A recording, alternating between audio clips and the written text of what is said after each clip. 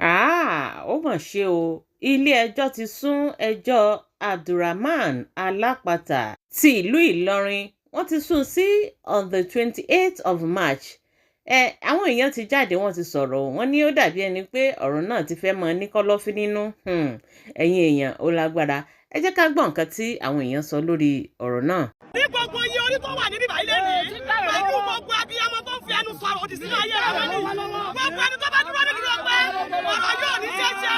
Ọlọ́run jẹ́ kó bí ilẹ̀ ṣe sọ́mọ́ rẹ̀. Ọlọ́run kú mọ́lẹ̀ ní ẹgbẹ́ rẹ̀ náà.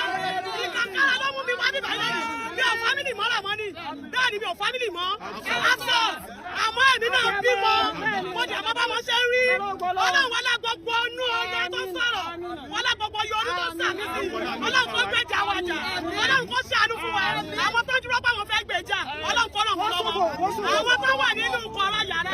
Tó ń ṣiṣẹ́ burúkú. Tó ń ṣiṣẹ́ kọ́rọ̀ yìí parẹ́. Ọlọ́run kó pa wọ́n. Ọlọ́run kó pa wọ́n.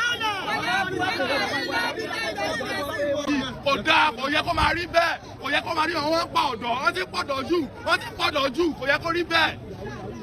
Ìdájọ́ òdodo tí ìdájọ́ òdodo bá wáyé irú kan báyìí ó ní ìdájí ṣe kankan bá jẹ́ pé ìlú ìlọrin la wà yìí wọ́n lè lọ́wọ́ fi sọ̀rọ̀ wọ́n lè bá yẹn kó yẹ kó rí bẹ́ẹ̀ wọ́n lè bá yẹn kó máa dùn àmọ́ ní wọ́n lè bá yẹn kó máa bá yẹn